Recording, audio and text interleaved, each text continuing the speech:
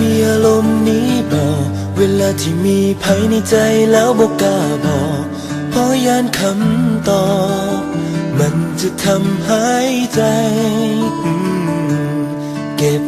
ไว้ในใจจนนานอยากให้เจ้ารู้ว่าเคยนั้นมีฮักให้เจ้าคนเดียว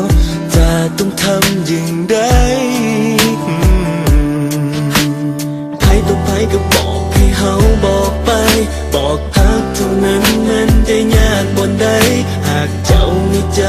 ก็คงจะดีแต่ถ้าเจ้าบ่สนใจและคอยจะทำอย่างใดดีอยากให้รู้แต่บอกกล้าบอกอยากจะบอกไปแต่มองบอกออกเพราะยานคำตอบจะบ่ตรงกับสิ่งที่ต้องการฟังเลยต้องเก็บไว้ในใจแบบนี้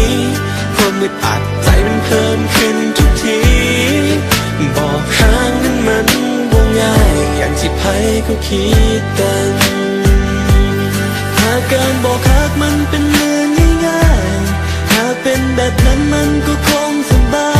ยหากคอยบ่สนใจบ่แค่คำตอบว่าจะเป็นอย่างไรถ้าเจ้าบอกฮักก็คงแล้วไปถ้าเจ้าบ่สนใจคอยคงบ่เสียใจ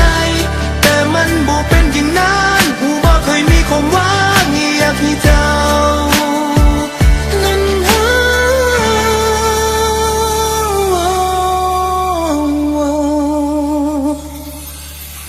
ใครต่อใครก็บอกให้เขาบอกไปบอกฮักเท่านั้นมันจะยากบนใดหากเจ้ามีใจก็คงจะดีแต่ถ้าเจ้าบ่สนใจแล้วคอยจะทำอย่างใดดีอยากให้รู้แต่บอกกล้าบอกอยากจะบอกออกไปแต่มันเว้าบ่ออกเพราะยานคำตอบจะบ่ตรงกับสิ่งที่ต้องการฟังเลยต้องเก็บไว้ในใจแบบนี้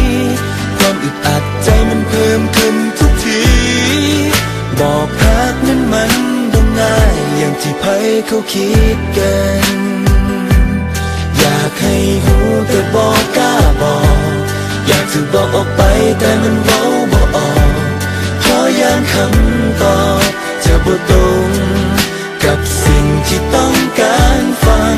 เลยต้องเก็บไว้ในใจแบบนี้ความอึดอัดใจมันเพิ่มขึ้นทุกทีจะบอกฮักนั้นมันเว้าง่ายก็คงบอกไปตั้งแต่วันที่พบกัน